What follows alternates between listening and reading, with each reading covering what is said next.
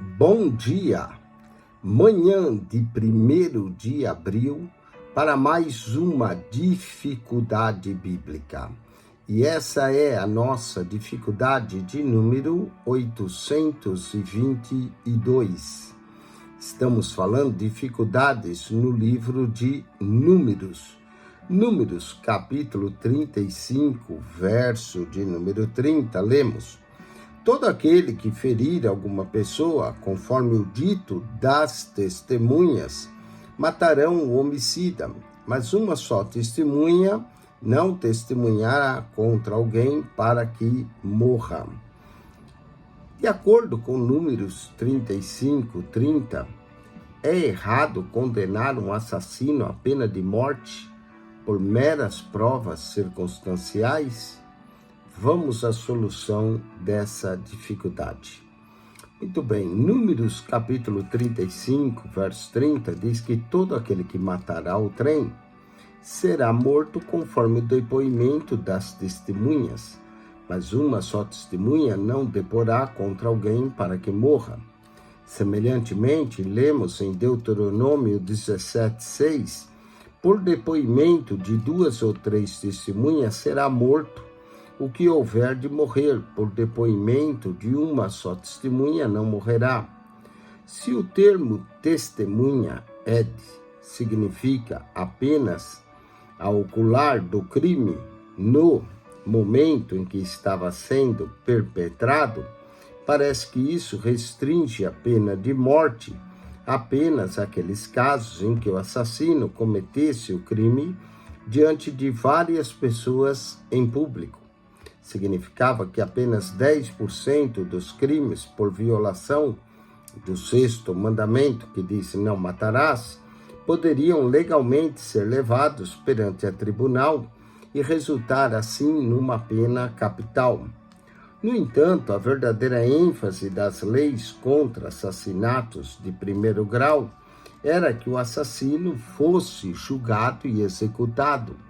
Nada menos do que vida por vida era permitido pela Torá, Êxodo 21, verso 23, Deuteronômio 19, 21.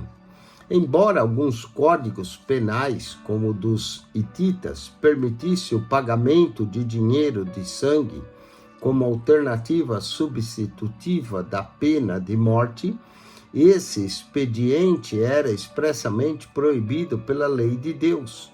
Números capítulo 35, verso 31, declara: não aceitareis resgate pela vida do homicida, que é culpado de morte, antes será ele morto.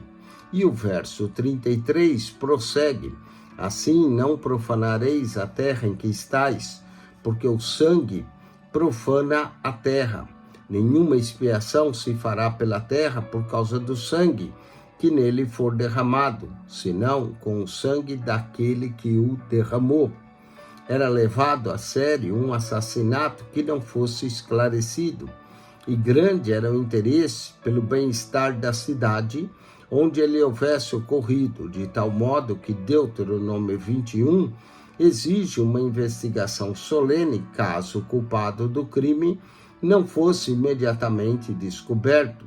Os versos 3 a 8 especificam: os anciões da cidade mais próxima do morto tomarão uma novilha da manada que não tenha trabalhado, nem puxado, nem o jugo, e a trarão a um vale de águas correntes que não foi lavrado, nem semeado, e ali naquele vale desnucarão a novilha. Chegar-se-ão os sacerdotes, filhos de Levi, porque o Senhor teu Deus os escolheu para servirem, para abençoarem em nome do Senhor e por sua palavra, decidirem toda demanda e todo caso de violência.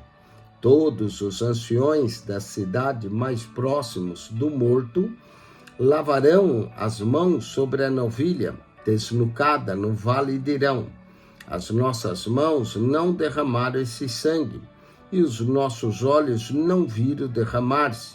Se propício ao teu povo de Israel, que tu, ó Senhor, resgatasses e não ponhas a culpa do sangue inocente no meio do teu povo Israel, e a culpa daquele sangue lhe será perdoada.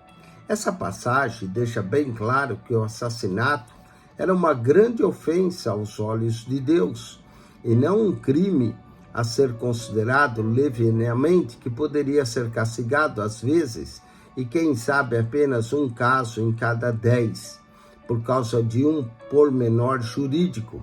Só um homem viu o crime e não 2, conforme a exigência legal.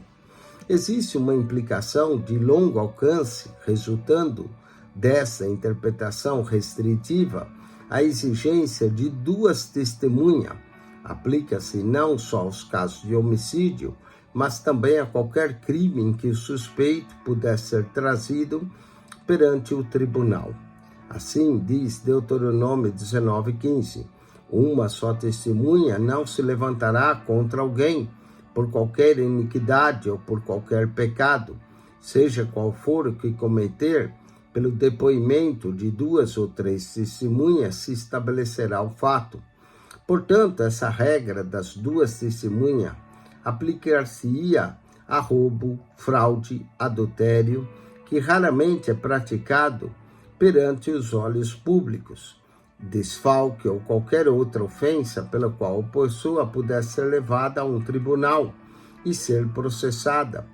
Todo criminoso, portanto culpado de uma dessas faltas, estaria livre da penalidade se houvesse sido suficientemente prudente de cometê-la em circunstâncias tais que não houvesse 2 pessoas a observá-lo. Podemos afirmar com certeza que nem no antigo Israel, nem em outro sistema de jurisprudência conhecido entre nós, a justiça poderia funcionar bem sobre restrições dessa ordem. De que maneira, então, poderíamos entender essa exigência de 2 ou mais testemunhas para que se pudesse processar um suspeito? Encontramos a resposta no estudo do uso que faz o termo ed, que é testemunha nas Escrituras Sagradas, em Levíticos 5:1. Lemos: quando alguém pecar nisso, tendo ouvido a voz da imprecação, sendo testemunha de um fato, pode ser ter visto ou sabido, e contudo não revelar, levará a sua iniquidade. Esse verso estabelece com clareza que existiam 2 tipos de testemunhas que poderiam apresentar depoimento num processo criminal: as que viram de fato o crime ser cometido e aquelas que, embora não houvesse presenciado, não sendo, portanto, testemunhas oculares, observasse alguma evidência relativa à identidade do ofensor. Por exemplo, alguém que tem encontrado uma ameaça de morte escrita ou ouvido o acusado expressar o desejo ou intenção de matar, roubar ou raptar a vítima, seria aceito como testemunho dentro da definição de ed. Alguém que tem conhecimento pertinente ao crime, ainda que a testemunha factualmente não houvesse presenciado. Um emprego diferente de ed encontramos na lei da responsabilidade pela falta de um animal que havia sido confiado aos cuidados de outra pessoa, como estipulado em Êxodo 22:13. Se for dilacerado, despedaçado por alguma fera selvagem, trá-la-ão em testemunha, ed, e disso não pagará o dilacerado. Portanto, nesse caso, o corpo da ovelha, do jumento ou qualquer animal servia de testemunho de que ele teria sido morto, sem que houvesse qualquer falta cometida pelo que tomava conta dele. No entanto, esse cadáver dificilmente poderia ser chamado de testemunha ocular. De modo semelhante, documentos ou pedras memoriais podiam servir de testemunha, ed. A semelhança de Galed, que Jacó e Labão erigiram no lugar em que esse surpreendera seu genro fugitivo, e onde finalmente chegaram ao acordo que ambos prometeram cumprir. Gênesis 31, 46 a 49. Os termos Gaal, palavra que deu origem ao nome Gileade para essa região, é equivalente ao aramaico de Labão, Igar, Saad, Dutá, significando monte de pedras de testemunho. Mas, de modo algum, vemos um observador ocular nessas pedras, destituídas de vida. Ao longo da mesma linha de raciocínio, encontramos documentos escritos que servem de testemunho. Ed, ou sua forma feminina, Edá, o contrato ou acordo celebrado entre duas ou mais pessoas. Assim é que em Josué 24, verso 25 e 26, cita o mesmo fazendo menção a uma pedra que havia erigido em Siquém, na qual se havia inscrito uma aliança com Yahvé. Diz o escritor a esse respeito no verso 27, eis que essa pedra nos será testemunha, pois ouviu todas as palavras que o Senhor nos tem dito. Portanto, será testemunha contra vós, outros, para que não mintais ao vosso Deus. É certo que essa pedra não constituía uma testemunha ocular, ainda que poeticamente representasse um auditor da cerimônia, mas servia apenas de documento e evidência.